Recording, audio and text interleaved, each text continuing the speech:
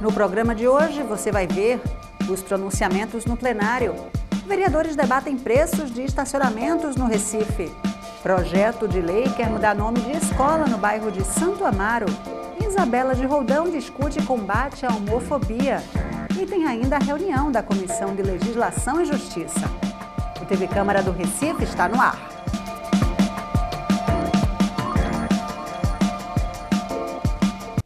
Olá, começa agora mais um TV Câmara do Recife Online.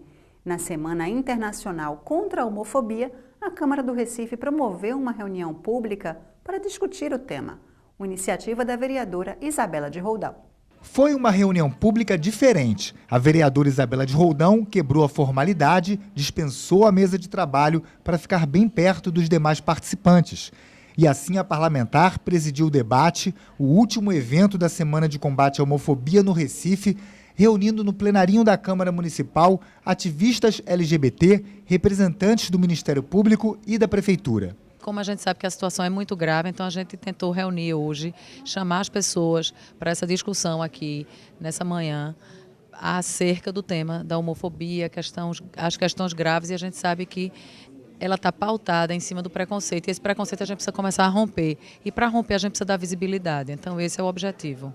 A advogada Maristela de Oliveira Simonim, procuradora de Justiça aposentada, membro da Comissão de Direitos Homoafetivos do Ministério Público de Pernambuco, é autora do livro Homofobia Tem Cura.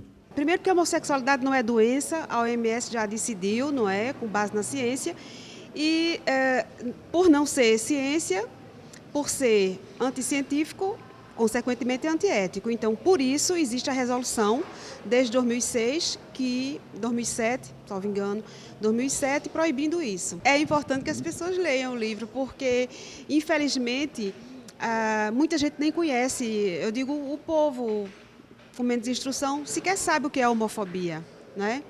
E a homofobia é uma coisa muito séria, muito grave, porque implica preconceito, discriminação, não é? Ofensa aos direitos humanos. Eleonora Pereira perdeu o filho José Ricardo, vítima de um ataque homofóbico. Ela criou o Instituto José Ricardo pelo Bem da Diversidade e faz parte do movimento Mães pela Igualdade. Hoje, o que move o movimento Mães pela Igualdade, o que move o Instituto José Ricardo é a luta para a implementação de políticas públicas para criança, adolescente e famílias. Da morte do seu filho em 2010, né? O que a senhora reparou de mudança? Teve algum avanço? Continua igual? Eu perdi um filho, né? Por falta de segurança pública, por falta de políticas públicas afirmativas para a população LGBT, e eu não vejo mudar nada, porque todos os dias morre um LGBT. No dia de combate à homofobia, ser assassinado 2, que nós sabemos, mas tem outros no interior que a gente não sabe, que não chegam as informações para a gente. Então, o Estado, o município, ele ainda continua com a fragilidade na segurança pública e nas políticas afirmativas. Ainda está no processo de engateando. A gente não tem um conselho que proponha políticas públicas, nem Estado, nem município, e aí a gente não tem orçamento para essa política, e como é que a gente fortalece? Então, a gente precisa fortalecer a política, mas é com orçamento, com políticas, com formações de políticas públicas afirmativas. Para o promotor de justiça Maxwell Vignoli, os direitos LGBT precisam se concretizar na prática, com fiscalização e, sobretudo, políticas públicas. E para isso, segundo ele, é importante a criação do Conselho LGBT no Recife. Na implementação de políticas públicas para a população LGBT, ela corresponde a um tripé, quando eu digo assim, em 3 modelos, que é o organismo de execução de políticas, o centro de atendimento para a população e o terceiro, que é a participação popular através dos conselhos LGBTs. A participação das pessoas, da população nos conselhos empodera essa discussão e traz a realidade daquelas pessoas para dentro da política pública. A inexistência de um conselho pode acarretar alguns problemas de direcionamento quanto à política e a dificuldade de realmente averiguar a necessidade da população frente à garantia dos direitos LGBTs. Já tem um projeto criando esse conselho aqui na Câmara. Já existe um projeto de lei, o 60/2013, para a criação, e esperamos que a Câmara ela coloque o projeto como prioridade, haja vista as diversas ofensas e violações aos direitos dessa população. Também participaram da reunião pública Rafael Vasconcelos, advogado militante LGBT, Wellington Pastor, gerente de livre orientação sexual da Prefeitura, e Paulo Moraes, secretário executivo de Desenvolvimento Social e Direitos Humanos, que falou sobre as ações da Prefeitura contra a homofobia. Nós temos atuado por meio da GLOS, que é a Gerência de Livre Orientação Sexual, que desenvolve a política no âmbito do município. Mas a política ela também tem um espaço de serviço hoje, que é o Centro de Cidadania LGBT, que funciona na Rua dos Médicis, ali na Boa Vista. Então, a GLOS constrói a política com a saúde, com a educação, com a segurança pública. Vamos ter curso para as guardas agora, a partir do segundo semestre, para capacitá-las em torno do combate à homofobia. Uma série de iniciativas que buscam construir a política e o atendimento à população LGBT no dia a dia, com suas questões, com suas denúncias, é feito no Centro de Cidadania LGBT. E estamos aguardando aí o Conselho para fechar o tripé da política pública. Você diria que já houve algum avanço no combate à homofobia? Sem dúvida. Estarmos discutindo aqui na Câmara dos Vereadores, na Casa do Povo, esse tema já é um grande avanço, por isso da importância do momento. O poder público está envolvido, recebendo as denúncias e as demandas da sociedade civil também é outro avanço que eu acredito que já mostra que a gente está numa outra realidade, num outro momento. No final, a vereadora Isabela de Roldão falou sobre os encaminhamentos definidos a partir da reunião pública. A reunião foi excelente. A gente conseguiu discutir aqui pautas muito caras, muito importantes. Tiramos alguns encaminhamentos. A gente precisa tirar da gaveta o PL 60/2013, que é o que trata da constituição do Conselho Municipal LGBT. E a gente entende que o Conselho é um espaço onde a sociedade civil vai se encontrar para discutir políticas públicas efetivas de enfrentamento à homofobia. A gente fica muito triste de saber que na data de ontem, no Dia Nacional de Enfrentamento à Homofobia, 2 pessoas foram mortas por questão da homofobia, esse crime violento totalmente tensionado e levado à causa em decorrência da orientação sexual do outro. E a gente tenta, de certa forma, divulgar e pedir à população a necessidade que a gente tem hoje do respeito. O respeito àquilo que muitas vezes eu não concordo, mas cabe a mim respeitar. E a gente entende, mais uma vez, hoje ficou muito forte isso, ao final dessa reunião, de que a gente precisa dar visibilidade à luta, dar visibilidade ao sofrimento, como é o caso de Eleonora, o sofrimento dessa mãe que perdeu seu filho por causa que não foi outra, foi simplesmente por conta da orientação sexual dele. Isso é uma coisa que não pode ser admitida. Então, a gente vai tentar dar o máximo de visibilidade possível. Então, a questão da aprovação do PL 60, a questão das próximas audiências públicas pautadas em cima disso. É importante que as pessoas saibam que todo esse movimento não é para estimular que outras pessoas sejam. Na verdade, todo esse movimento é para estimular as pessoas a terem respeito e a gente poder minimizar ao máximo a questão da violência contra aquele que eu entendo não ser igual a mim ou que eu entendo que pense diferente. É o respeito que tem que pautar nossas vidas. Já tem uma data para essa audiência pública? Não, a gente ainda não tem data, a gente deve estar dando entrada no requerimento esta semana. Certamente em agosto a gente fará uma nova audiência pública sobre o Dia da Visibilidade Lésbica, que é onde a gente entende, onde as mulheres são violentadas, onde as mulheres são agredidas para gostar de homem. Isso é muito grave e a gente não pode fechar os olhos e achar que isso é ótimo, que é isso mesmo. No último domingo, as ruas do centro do Recife receberam a Marcha da Maconha. Na Câmara, vereadores discordam sobre a realização do evento. O vereador Luiz Eustáquio lembrou que é contrário à Marcha da Maconha. Uma marcha que as pessoas fazem com a desculpa de que a luta é pelo medicamento, por uma forma de atendimento, de forma medicamentosa das pessoas. Ninguém é contra nenhum medicamento que possa salvar vidas, no sentido de que ele seja autorizado pela Anvisa e ele possa estar funcionando. Ninguém é contra, não existe, seja de qual for a substância. Se o medicamento é um medicamento aprovado e vai salvar vidas, ninguém é contra. Nós somos contra a liberação de drogas. Nós somos contra esses momentos que as pessoas aproveitam para querer fazer o uso recreativo. Querem liberar porque tem um movimento que é anti-proibição. Mas o que não presta, a gente tem que proibir mesmo. O que leva as famílias ao desespero e destrói vidas, a gente tem que proibir e tem que ser incisivo nessa questão. Então, enfrentar, ser contrário à questão da marcha pela maconha, ser contrário àquilo que acontece aqui, é você ser a favor da vida. Porque, infelizmente, aquelas pessoas que pensam que marcham por liberdade de direito, na verdade, elas marcham pela morte. Aquela marcha, em vez de ser uma marcha libertária, é uma marcha da morte, porque leva muitas pessoas ao caminho da morte quando entram no vício e não tem saída, não sabe como sair. Então, a gente tem tido essa posição, anualmente nós temos feito essa luta, porque sabemos que nós precisamos realmente ter uma sociedade sadia, uma sociedade bem, uma sociedade que possa preservar a vida. Essa é a nossa luta. Já Osmar Ricardo defendeu o uso da maconha para fins medicinais. A gente não quer que libere as drogas. Nós defendemos a maconha como uma questão medicinal e terapêutica, e que já está provado, vereador Luiz Eustáquio. Isso, né? Aqui no Brasil, a questão medicinal para o uso para aquelas crianças, para aquelas pessoas que precisam, por lugar da morfina, inclusive, né? Para aquelas pessoas que nem a morfina tira mais a dor, e que usa substâncias da maconha para a questão medicinal. E que algumas clínicas terapêuticas, vereador Henrique Leite, usa maconha para tirar a depressão da cocaína, para tirar o vício da cocaína e do crack. Isso já são usados em várias clínicas terapêuticas aqui, na nossa cidade, no nosso estado.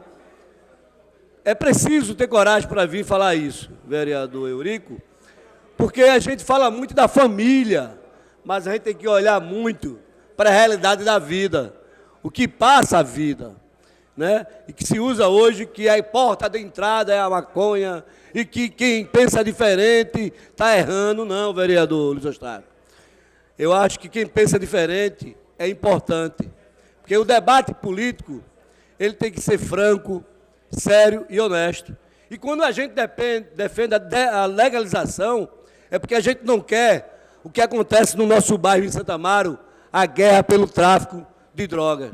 Eu acho que se existir, de fato, um debate político importante sobre as drogas e qual é o tipo das drogas, e a gente puder legalizar como em outros países.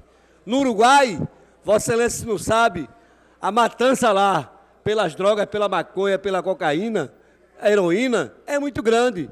E caiu muito depois da legalização da maconha naquele país, e que se cobra imposto. E eu vou repetir de novo, a maior droga é a bebida, é o álcool. O álcool mata todos os dias, o álcool mata, e aí a gente vê de forma diferente, pagamos impostos pelas bebidas, né? E o governo do estado depois proíbe quando faz a lei seca, para ninguém se bebedar demais e fazer besteira. Então, vereador Luiz Eustáquio, está de parabéns aos organizadores de ontem da marcha da maconha na nossa cidade, o respeito que eles têm por isso. Luiz Eustáquio afirmou que continuará contra as drogas. Almi Fernando agradeceu à CELP pelo atendimento a vários requerimentos de autoria do vereador. Já que nós fizemos diversas críticas, quero fazer um agradecimento aqui à CELP pelo requerimento que foram atendidos, vereador Jurandir Liberal. A CELP nos atendeu com relação a alguns requerimentos que nós fizemos, principalmente com a questão que nós já mencionamos e colocamos aqui, a questão de postes, vereador Jadervaldo de Limas, postes que são de ferro, que ainda estão nas comunidades. E nós estivemos em algumas comunidades, em Nova Descoberta, no bairro do José Bonifácio, em Guabiraba, e relacionamos alguns postes que ainda são de ferro, que têm transmitido choque para a população. E a CELP, a semana passada, nos atendeu na rua Teotônia, trocando lá 3 postes de ferro naquela rua, e a gente está aqui vindo para agradecer por eles estar atendendo e ter comunicado que o fato foi de que aquele atendimento estava sendo realizado. Então a gente aqui, como criticamos, queremos também agradecer por esse atendimento da CELP, como também atendeu o vereador Alfredo Santana, um atendimento de posteação lá em Dois Unidos, Passarinho, no Alto Visconde de Garré, e em várias outras ruas que trocaram postes e fizeram nova posteação naquele bairro. Então a gente quer aqui agradecer a CELP por ter atendido a esse requerimento. Um grupo de vereadores deu entrada no mandado de segurança em relação à votação do projeto de lei do Executivo com um plano específico para os CAIs de Santa Rita, José Estelita e Cabanga. Jurandir Liberal faz parte do grupo e explicou os motivos da ação. O vereador Jurandir Liberal ressaltou que o mandado de segurança não é contra a Câmara do Recife. Eu quero esclarecer, senhor presidente, senhores vereadores. Eu tenho como ética de onde eu me encontro. Eu já fui dirigente de associação, já fui dirigente de sindicato, já fui do CREA, do Clube de Engenharia, do Sindicato dos Engenheiros, e fui presidente dessa casa. Então, eu tenho muita preocupação com a referência da Câmara de Vereadores do Recife. Eu jamais iria fazer qualquer ação contra esta Câmara. Então, a nossa posição é uma ação contra o encaminhamento que foi dado na votação do projeto. Então, não é contra a Câmara, é contra o encaminhamento que foi dado na votação do projeto. E quero esclarecer muito bem o que aconteceu. Acho que a maioria dos companheiros aqui foi testemunha. Eu, particularmente, como presidente da Comissão do Meio Ambiente, entreguei o meu relatório às 14 horas no Legislativo.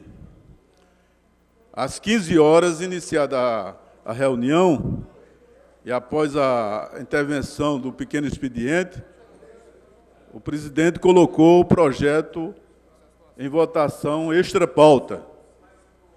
Eu não discuto a posição do presidente colocar esta pauta, porque é prerrogativa do presidente fazer. O parlamentar criticou o encaminhamento dado pela Casa durante a votação do projeto de lei do Executivo. Foram feitos vários argumentos pela vereadora Isabela, vereadores Osmar Ricardo e outros vereadores, o vereador André Regis, relativo ao pedido de encaminhar essa matéria para o dia seguinte. Mas é atitude do presidente, ele pode colocar esta pauta. Não estou discutindo isso. O que eu estou discutindo e que nós estamos questionando é não ter tido espaço de discussão. Quando nós abordamos para fazer a discussão, o senhor presidente disse que tinha colocado discussão, como ninguém havia se inscrito, encerrou a discussão e colocou em votação as emendas. Eu quero informar, e aos senhores vereadores, atenção do vereador Carlos Gueiros, que é um regimentalista, e sabe que toda matéria extra-pauta tem a obrigação da mesa dar conhecimento ao plenário para votação, seja um requerimento, seja um relatório, seja um projeto. Ninguém vota nada no escuro. E o que aconteceu nessa casa foi exatamente a votação de um projeto, de umas emendas, sem o conhecimento dos senhores vereadores. Eu tinha conhecimento, porque eu fui relator. Eu tinha conhecimento. E alguns vereadores tinham conhecimento, porque eu informei da posição com relação às emendas. Mas a casa não teve conhecimento, porque não foi lido o relatório. Nem foi lido o relatório, nem o projeto. O vereador André Regis mesmo disse, eu não sei como é que ficou minha emenda. Outros vereadores disseram, eu também não sei por que foi rejeitada minha emenda. Então, essa é a discussão que a gente está querendo trazer para casa. Já o vereador Carlos Gueiros destacou que a votação da matéria era do conhecimento da Casa. No caso da matéria que foi colocada em votação, o projeto era do conhecimento da Casa, sim. Eu acho que o que ele quis se referir é que o parecer que estava sendo colocado em votação não era do conhecimento ainda da Casa. Eu acho que era esse detalhe, ele queria se referir ao parecer, que, segundo fomos informados, esse parecer tinha sido de uma reunião ocorrida naquele dia pela manhã. Aí eu fico calado. Agora, em relação à matéria em si, que é o projeto, ele era do conhecimento de todos. O presidente da Câmara, Vicente André Gomes, disse que a votação foi regimental. Antes de ser colocado em pauta, perguntaram, uma vereadora indagou a presidência, perguntando se ia ser colocado extra pauta.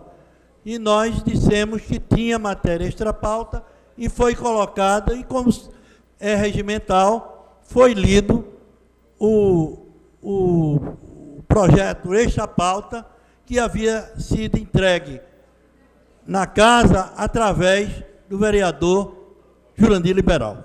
O preço dos estacionamentos em shoppings e demais centros comerciais do Recife foi alvo de debate na Câmara. Quem levou o assunto à tribuna foi o vereador Carlos Gueiros. O vereador Carlos Gueiros é autor de lei municipal que disciplina a cobrança de estacionamento em estabelecimentos do Recife. Ele falou da iniciativa e citou casos de cobrança excessiva. Porque o que eu defendi aqui, vereador, é que hoje essas diversas atividades do comércio estão utilizando o estacionamento como uma atividade fim, quando na realidade elas são uma atividade meio. E essas atividades meio estão se tornando a mais rentável entre as atividades fins. Alfredo Santana destacou a necessidade de organizar os estacionamentos. Uma pequena calçada, já tem uma pessoa lá perguntando, vai pagar antes ou depois? Quer dizer, a situação hoje é caótica, você não pode estacionar em lugar nenhum que tem alguém com um talãozinho já para cobrar. E valores absurdos de caro, né? Então as pessoas têm vindo ao nosso gabinete, têm reclamado, e nós temos presenciado constantemente atos dessa forma, de maneira que hoje nós vemos a necessidade de organizar esse pagamento, essa cobrança de estacionamento, que é justo cobrar, mas que se coloque um valor que seja realmente um valor que seja mais ameno, porque hoje está duro você então desembolsar até mesmo R$8, já tem estacionamento cobrando por 1 hora ou meia hora para a pessoa estacionar. Quer dizer, está realmente algo fora do controle, precisamos organizar. Já o vereador André Regis ressaltou a viabilidade econômica dos estacionamentos e comparou o Recife a outras capitais do mundo. Vossa Excelência deve conhecer o mundo, já deve ter viajado e quando viajou deve ter pago o estacionamento se usou carro. Há um estímulo, inclusive, para que as pessoas não tirem o carro, para que as pessoas andem de transporte público. É assim que a gente deve pressionar, inclusive, a cidade, a prefeitura, para que ela adote o sistema de um transporte público de melhor qualidade. É preciso também que o recifense tenha as condições de andar a pé, porque muitas vezes a pessoa sai de casa, anda 500 metros para circular com seu carro para estacionar, e ela aceita pagar o preço. Entrou em pauta um projeto de lei solicitando a mudança de nome da Escola Santo Amaro para fazer uma homenagem ao ex-vereador Severino Gomes de Bria. Antes da votação, a matéria foi discutida. O vereador Carlos Gueiros disse que, de acordo com o regimento, não é possível mudar o nome da Escola Municipal de Santo Amaro e sugeriu acrescentar o nome do ex-vereador Severino Gomes Bria ao nome já existente da escola. Eu queria sugerir ao meu nobre companheiro Marco de Bria que a gente pudesse fazer essa homenagem justa, mas sem descumprir a nossa legislação. E qual seria o modo? Aqui nesta casa nós já denominamos, por exemplo, a Avenida Norte Miguel Arraes de Alencar. Ou seja, acrescentamos ao nome tradicional aquele que nós queríamos homenagear. Então eu acho, companheiro, que nós poderíamos fazer essa homenagem justa colocando Escola Municipal Santo Amaro, vereador Severino Bria. E aí nós colocaríamos o seu nome na escola, mas dentro daquilo que este poder já realizou, sem descumprir o regulamento. Então eu pediria de Vossa Excelência essa compreensão. E isso seria possível, se Vossa Excelência concordar, com esse projeto voltando à comissão. Nós na comissão faríamos essa sugestão, essa emenda, e aí não haveria constrangimento, pelo menos de minha parte, que sou tido como regimentalista, de não poder aprovar esse projeto, porque acho que é um dos mais justos. Severino Bria sempre morou em Santo Amaro, não é? Sempre foi um defensor daquele bairro, aqui representou, como seu filho está fazendo a continuação desse seu trabalho. E eu, então, gostaria de que o companheiro pudesse concordar com essa minha sugestão, para que nós pudéssemos, então, todos uníssonos e unanimemente fazer essa homenagem. Jurandir Liberal ressaltou que o nome Escola Municipal de Santa Amaro não foi instituído por lei. Não tem nenhuma lei que denomina Escola Santa Amaro. Ou seja, nesse projeto não está sendo substituído um nome anterior através de lei. Então, e por outra coisa, o Instituto Patrimônio se discute muito quando você tem um nome histórico de uma rua, porque isso implica toda uma burocracia a nível de correio, de cartórios, enfim, para você fazer essa alteração. No que tange à escola, esse ponto ele é dispensável. Portanto, eu acho, do mesmo argumento que o vereador Carlos Guedes trouxe aqui, é uma justa homenagem. Eu já vi aqui vários outros parlamentares serem homenageados também justamente. E eu digo mais, não é nenhuma ação em favor do vereador Marcos de Bria. Não. Eu não estou fazendo nenhuma homenagem ao companheiro. Eu estou aqui defendendo esse projeto de lei que qualquer vereador teria assinado. Eu até disse que ele não devia ter assinado esse projeto, devia ter pedido a qualquer colega nosso que apresentaria esse projeto. E eu entendo, vereador Carlos Guedes, que dessa forma não estamos contrariando o Instituto do Patrimônio Histórico, porque não se trata exatamente de um nome que a gente queira modificar. Carlos Gueiros explicou o que diz a lei sobre o assunto. Artigo 164. Não se dará nome de pessoa viva a qualquer logradouro ou estabelecimento público, nem se dará nova designação aos que tiverem denominação tradicional. Não é legal, vereador. Tradicional. Parágrafo único. Qualquer mudança de denominação de logradouro público deverá ser precedida de consulta ao Instituto Arqueológico, Histórico e Geográfico de Pernambuco. Já Luiz Eustáquio concorda em acrescentar o nome do ex-vereador. Eu entendo a homenagem como muito justa. Certo? É verdade que a escola ela tem um nome tradicional. Ela não é só tradicional porque é do bairro. Ela é tradicional porque ela é do bairro. O bairro denomina o nome de um santo. Existe igreja no bairro com esse nome. Então a igreja, sem dúvida nenhuma, o nome da escola, vereador, é realmente um nome tradicional. Agora, se não existe impedimento, e é possível, porque já foi feito aqui acréscimo de nome, inclusive a Avenida Norte, hoje é a Avenida Norte, Miguel Arraes, certo? Então, se é possível fazer, por que não fazer? Agora, eu também entendo que o vereador Carlos Gueiros, ele tem sua razão. Na minha avaliação, ele tem razão quando ele faz a discussão, não contra o mérito. Eu acho que contra o mérito, eu acredito que a gente deve aprovar. Mas no sentido da gente realmente obedecer aquilo que nós construímos para ser nossa lei. Então, não é nossa, do município como um todo. Então, é importante que a gente possa realmente obedecer. Eu sou favorável, eu acredito que é importante, sim.